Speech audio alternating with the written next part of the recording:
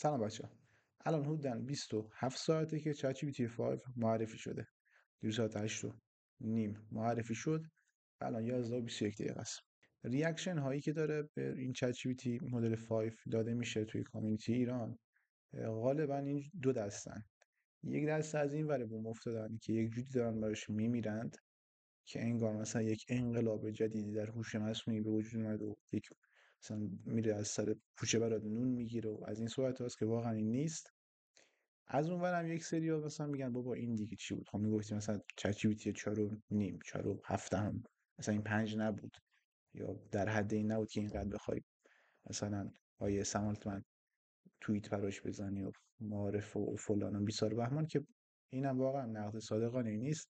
و به نظر من چت جی پی تی 5 چیزی بین این حرف ها بود. و در چند دقیقه بعد راجع به صحبت میکنیم، راجع به 5 ویژگی خوبی که داره. اون چیزی که احتمالاً شما باید بدونید و به دردتون میخوره رو میگم. اون چیزی که از کانال یوتیوب خارجی دستگیرم شده و میبینیم که نه، واقعا چت جی پی تی 5 خیلی خفن نیست، ولی واقعا یک گام رو به جلو بوده توی نسخه‌ای که ارائه شده از چت جی پی تی. بیاین از اولین نکته شروع کنیم. نکته اولی که راجع به چت جی پی تی وجود داره که من صفحه‌ش هم بهتون نشون بدم که واقعا دیزاین خوشگل و قشنگی داره، این هستش که سم آلتمن اومد گفت که آقا چت جی پی تی 3 در حدی بوده که انگار شما داشتی با دانشمون صحبت می‌کردی. چت جی پی تی نسخه 4 شما در حد یک با کسی صحبت می‌کنید که انگار یک دانشجوی دانشگاه است، ولی تو چت جی پی تی 5 شما داری با یک کسی صحبت می‌کنی که تو اون مبحثی که داری باش گفتگو می‌کنی دکترا انگار داره، و یعنی از لحاظ سطح دانش اینقدر رفته بالا و متخصص تر شده چت جی پی تی. این نکته اوله که واقعا نکته مهم و به درد بخوریه یه جورایی. نکته بعدی که وجود داره این هستش که بیاین بریم سراغ آمار. واقعا توی آمار چت جی پی تی از همه، هم از نسخه‌های قبلی خودش بالاتره، همین که از بقیه بالاتره. اصلا بیان یه لحظه بریم تو همین سایت LMR که میاد و هوش‌های مصنوعی با هم مقایسه میکنه، وارد لیدر بردش که بشین. ببین از وقتی که من یادمه دیروزم تو این سایت اومدم چت جی پی تی 5 معرفی شد، تو تکس چت جی پی تی 5 بالاست، تو دیولپ چت جی پی تی 5، حالا تکست تو ایمیج هیچی اصلا بحثش جداست، تو ویژن چت جی پی تی 5، حالا تو سرچ هم که حالا اوسه و اینجا چت جی پی تی ایمیج یکی که اصلا کاری باش نداریم، ولی تو اون بحثایی که چت جی پی تی 5 وجود داشت، از جمینی و اوسه و دیپسیک و بقیه رو کامل زد جلو و بنچمارک های بالاتری گرفت، نمره های بالاتری گرفت. این عکس رو هم با هم نگاه کنیم، خالی از لطف نیست. اینجا میگه که آقا هوش‌های مصنوعی به صورت کلی وقتی با هم مقایسه بشن چه نمره میگیرن، که شما میبینی که چت جی پی تی از همه بالاتره، حتی از گراک 4، حتی از جمینی 2.5 پرو که حتی اوس هم ازش بالاتره. و میبینی به صورت کلی چت جی پی تی 5 از همه بالاتره. مثلا اینجا نسخه مینیمالش نمره 44 گرفته این ته، و ما فکر میکنم که تا نسخه چت جی پی تی میدیومش رو میتونیم بهش دسترسی داشته باشیم به صورت محدود روزانه، ولی این چت جی پی تی هایی رو باید خریداری کنیم. عکس قبلی مقایسه چت جی پی تی با سایر نسخه های هوش مصنوعی بود، اما بیاد الان چت جی پی تی رو مقایسه کنیم با نسخه های قبلی خودش. اینجا من یه ویدیو خارجی داشتم میدیدم که بهش پرامپت میداد و میگفت که فکر کنم پوکیمونو مثل حالت شطرنج در بیار، اینجور پرامپت بود. ببین چت جی پی تی او مینی های چیزی تحویل داده که بعدم اومد باش کار کنه اصلا نمیشد، یعنی خراب بود عملاً. و چت جی پی تی 5 چه نسخه گرافیکی با حال خفنی تحویل داده که کارم میکرد و خیلی هم به اصطلاح یو آی یو ایکس قشنگی داشت. این یه دونه نمونه از به اصطلاح مقایسه‌اش هست. یه نمونه دیگه هم که همین الان براتون بیارم اینجا بود دقیقا، که می اومد و یک پرامپتی رو میداد، یه پرامپت مشخص میداد به چت جی پی تی 5، یه پرامپت مشخص دیگه به چت جی پی تی 4 که جفتش یکیه. بعد تو تست سرعت چت جی پی تی 5 خیلی بهتر از فور او بود تو هر پرامپتی.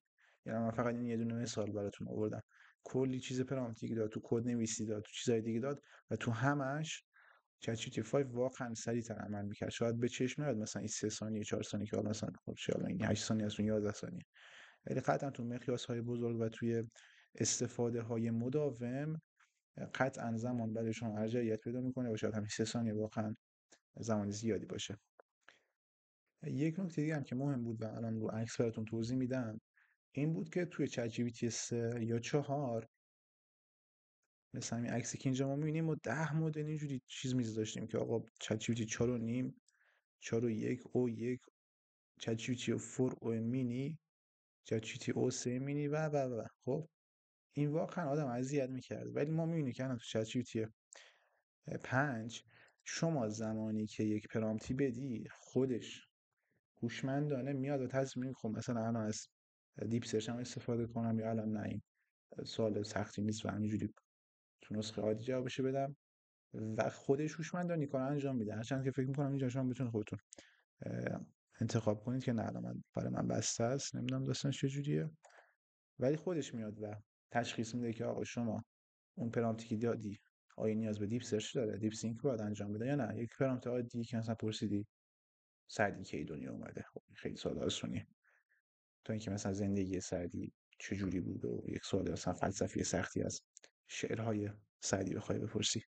خب پس اینجا خودش میاد این کار انجام میده و اینم واقعا یک نعمت بزرگیه به نظر. خب نکته بعدی که وجود داره اینه که بریم خود باش کار کنیم. من باش کار کردم و بیشتر برام قابل درک بشه که چه جوریه و حتی با جمینی 2.5 پرو که من دارم اونجا مقایسهش کردم و خیلی میتونه بهمون شهود خوبی بده. الان این صفحه چت جی پی تی من وارد چت قبلی بشم. خب ببینید این چت قبلی منی که باش داشتم، حالا بهتون میگم چی بوده داستان. اول بهش گفتم که یک تارمینال یوتیوبی از کانال، اسم کانال خودم بهش دادم درست کن با تایتل این چت جی پی تی. آخه این اشتباه نوشتم یه وای. ببین اینجور تامنلش خوبه یعنی لحاظ گرافیکی چیز باحالیه، ولی خب حالا شاید انتظار دور از ذهنی بوده که بخوام عکس خودم رو بذارم اونجا، ولی من هنوز فارسیش خرابه. ولی حالا بعد در نیورده، بعد اومدم در ادامه عکسمو بهش دادم و دیگه جمله رو درست نوشتم واسش. ببین این عکس منه این چیزیه که حالا تحویل داده بد نیست، حالا بازش هم کنم ببینین. خب ببخشید یه لحظه گیر کرد، این چیزی که طراحی کرده این چهره من یه خورده خرابش کرده خدایی من اینقدر صورتم کشیده نیست و هنوز فارسیش خرابه و کادر بندش هم یه خورده اشتباهه، سی رو زده اینجا علامت سوال زده، ولی به صورت کلی این اجزایی که کنار هم گذاشته، این رنگ زردی که داده، این لوگو که این وسط گذاشته و اینجور نور پردازی کرده رو صورت من، اینا باحاله، اینا خوبه و نشون میده که خیلی بهتر از نسل قبلش شده. در ادامه من اومدم بهش گفتم که آقا یک این بازی مار داریم که میاد هی غذا میخوره بزرگتر میشه و نباید دمشو بخوره. گفتم آقا این من برای من بسازیم بازی رو. کلا یک و نیم خط براش نوشتم، اینو بهم داد و کافی که شما بیاین اینجا من بازیشو ساختم. خب اینجا بازیشو ساختم الان براتون میارم که الان تو مرورگرم اصلا بازی ما این بازی هستش که چت جی پی تی با همون پرامپت واسه من ساخته و ببین کار میکنه، یعنی میزنم پایین میاد میخوره بزرگ میشه. یه دونه دیگه هم بخورم. خب منم تو من میخوام میبازم باختی مار خورد به خودش یا دیوار. این بازیه که چت جی پی تی واسه من ساخت. همزمان من اومدم دو تا کارو تو جمینی 2.5 پرو انجام دادم. یکی این که بهش گفتم آقا این تصویر منه دقیقاً همون پرامپتی که به چت جی پی تی دادم. گفت اصلا من این کار انجام نمیدم، این من با دستورالعمل هم مغایرت داره از سوالات کاری ندارم، انجام نداد. بعد بهش گفتم همون پرامپت دادم، گفتم که آقا اون بازی ما رو بده کد اچ تی ام ال هم باشه. این اون بازی هستش که جیمینی واسه من ساخته و چقدر بده. من خواهم که مثلا از نو بازی کنم باید اینو بزنم سوختم واسه اینجا اینجوری بازی کنم اینجور چیزیه، ولی این چقدر باحال‌تر و بهتره، خفن‌تره، خیلی بهتره. میگم توقف بدم بازی رو، یعنی تو کد خیلی کد بهتری به من داده، خیلی باحال‌تر و خفن‌تره. ولی جیمینی اونو به من داده بود و واقعا به نظر میاد که بهتره چت جی پی تی. اون که من خودم جیمینی رو دوست دارم ولی من واقعا باید بگم که چت جی پی تی خیلی خوب بوده تو این قضیه. و در نهایت هم میخوام جمع کنم. ما قرار نبود که یک انقلاب خیلی، این شاید خیلی انتظار داشتن که یک انقلاب خیلی بزرگ رو ببینن، مثلا بیاد و سورا رو، یکی از همین یوتیوبرهای خارجی میگفت مثلا من انتظار داشتم که سورا رو بیاد مثلا داخل این ترکیب کنه، یه سری مصورت ویژگی های اضافه کنه که ویژگی چندگانه باشه ولی اینطور نبود. ولی این باعث نمیشه که بگیم این بد بود چه چیزی، نه، از همه نسخه قبلش بهتر بود، از همه نسخه فعلی هم بهتره و عملکردش هم همین الان دیدیم که چقدر خوب بود و به نظر راضی کننده است، یک گام رو به جلو و خلاصه که اینجوریه. اگه تا اینجا ویدیو حال کردید ممنون میشم که لایک کنید و دمتون گرم. تا ویدیو بعد، یا علی.